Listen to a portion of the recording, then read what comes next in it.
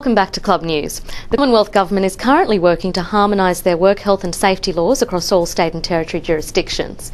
The aim is to ensure that Australian workers are entitled to the same work health and safety standards regardless of the jurisdiction they are in. Here to discuss the changes and what it means for the nation's clubs is Jason Fullerton from Barringtons. Welcome, Jason. Hi, Carissa.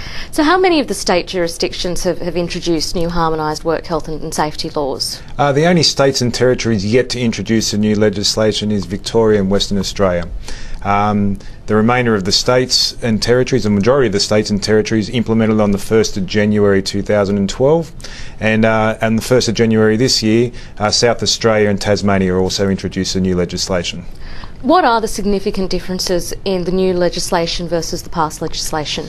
I guess what we've seen is that there is a broader requirement for businesses with respect to what their duty of care obligations are and who they owe a duty of care to. This is mainly influenced by previous work health and safety legislation, where your only real obligation as far as duty of care was to your own employees, but now that has extended to include more people who are affected by work being undertaken on your behalf. So that's a significant expansion, I guess, of who clubs have a duty of care to. What type of, I guess, people do clubs now have a duty of care to? Well, specifically, what they've defined under the Act is the role of a worker, and now workers don't just include your own employees, but also include contractors, subcontractors, apprentices, trainees, any volunteers, which obviously has a significant impact on registered clubs. Well, there's 258,000 volunteers across the nation's clubs, so yeah, that's 258,000 extra people you have a duty of care to. Yeah, and amongst that, those duty of care obligations, and that is a duty to consult, a duty to train, a duty to assess risk and look at what exposure they have to their own health and safety. So yeah, it is quite extensive. So what impact will this have on club CEOs and members of their governing body or committee? Well, within this new legislation, there is the roles of officers are specifically defined. They have a duty to make sure that they are abreast of work health and safety issues, that they regularly audit and review work health and safety processes, that they ensure that they comply with the legislation, and that they regularly consult with those who are affected by work being undertaken on their behalf. They are roles and responsibilities that can't be delegated, so therefore the director of a club now has no entitlement to delegate that upon the CEO.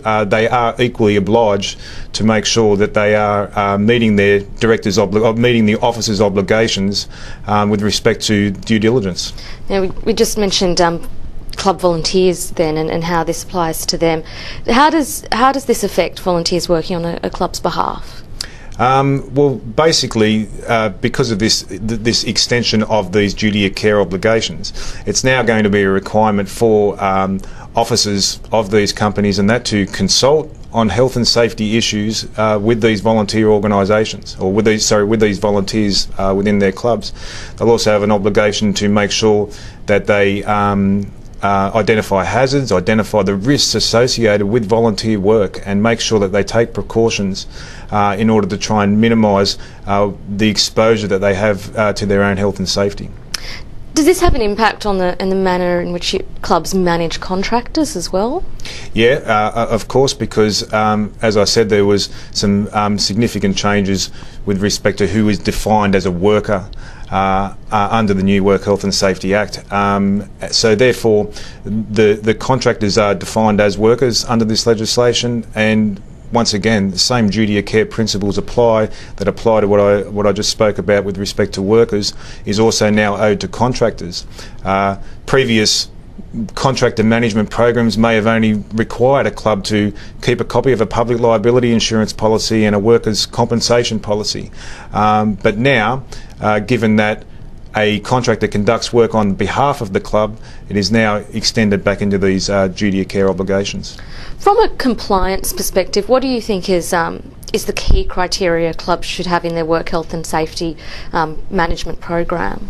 Well, there are a number of things. I try to put it under the following umbrellas. They need to have a process where they consult, where the views of those people defined as workers under the Act are taken into consideration, and that they are involved in the process of maintaining work health and safety and within the workplace.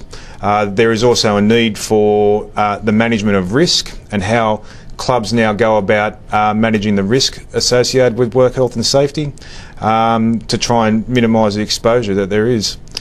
The penalties for non-compliance are pretty significant. What should a club do to protect themselves under these new regulations? Well, what we're recommending to many of our clients is that they actually look at their existing work health and safety management system. Anyone who had a system back in 2011 shouldn't imply at all that the system that they had back then complies with the new legislation. That, of course, is for the states and territories that took it on from the 1st of January 2012. But ideally, what we'd like to see all clubs do is just map their existing program with the new legislation and just identify what gaps there are, because certainly one thing that they should be looking at is just looking at who is an officer within the business and that